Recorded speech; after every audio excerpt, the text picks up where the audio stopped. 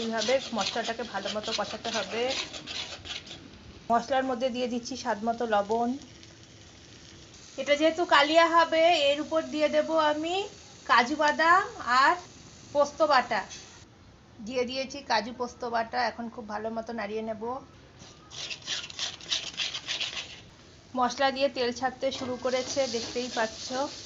এখন দিয়ে দেবো হচ্ছে মিক্সির ভাটি দেওয়া জল। ঝোল বেশ ভালো মতো ফুটে গেছে। দিয়ে দিয়েছিলাম চেরা কাঁচা লঙ্কা। এখন দিয়ে দেবো এই ভেজে রাখা মাছ। এই ভাজা মাছগুলো আমি এখন ঝোলের মধ্যে দিয়ে দেব। এই দেখো মাছটা এখন ফুটছে। মাছটা রেডি। গ্যাসটা বন্ধ করে দিয়েছি। এখন দিয়ে দিচ্ছি গাওয়া ঘি।